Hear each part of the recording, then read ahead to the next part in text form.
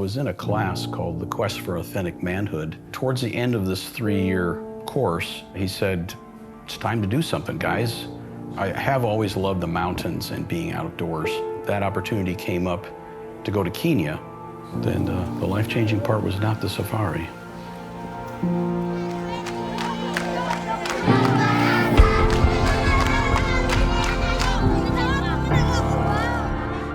So on that first mission trip, we went to these 2 different churches and these 2 slums in Nairobi and really built some strong relationships with the people there. We drove east towards the Indian Ocean. We were driving over a dry riverbed, and there were all these people down there in the dry riverbed that I was trying to figure out what are they doing down there in the sand. And so I asked our host in the car, I said, what's going on? And he said, well, they're digging for water. So I said, stop the car, I've got to see this. Sure enough, they had dug a big hole that was maybe 10 feet across and 4 or 5 feet deep, and they were scooping out water with their orange juice containers and putting into 5-gallon jerry cans and strapping them to their donkeys and walking off into the bush. So I thought, this is just unbelievable. Is this any way to live?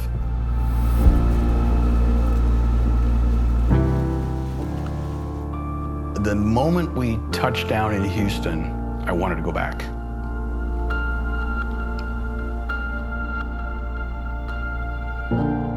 Had an opportunity to go back to Kenya, and also the person that told me about it said, why don't you take a side trip down to Malawi with your wife and your friends? We went out to this well. I asked one of the crewmen that was telling them about Jesus, I said, could I share a Bible story that I learned from my South Sudan trip? And he said, sure. At the end of the story, my heart started beating very fast because I knew God wanted me to ask these villagers if they wanted to receive Christ. The next thing I knew, he said something to them, and 40 people get up and they completely surrounded me. I was like in the middle of 40 people. I said to him, okay, I'm gonna say the prayer, 1 sentence at a time. You translate it into Chichewa and have them say it back. I want to hear them say the prayer. And so we did that, and 40 people accepted Christ that day, or rededicated their lives to Christ that day. That was that's in the top 5 most impactful moments of my life. And it was incredible.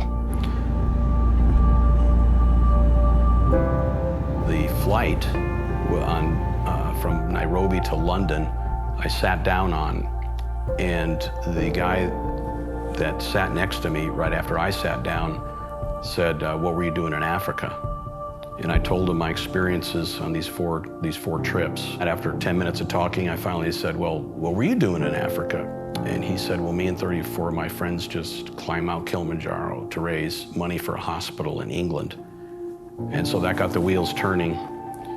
But kind of like the safari was the hook on the first mission trip, my selfish nature rose up inside of me, and I said to him, well, I'm gonna be 60 next year. Maybe I can get somebody to go with me and climb Kilimanjaro on my 60th birthday. So I approached Child Legacy and I said, how would you like to do Kilimanjaro with me on my birthday, and it will be a fundraiser for you guys? And they loved it. But then I was doing my BSF study. We were studying Isaiah that year. And during the homework lesson, there were some questions, and it made me think of the question, are my plans God's plans, or are they just Mike's plans? So I was wrecked. Because it was all about me climbing a mountain on my birthday. And I couldn't do that, and just decided to forget the whole idea.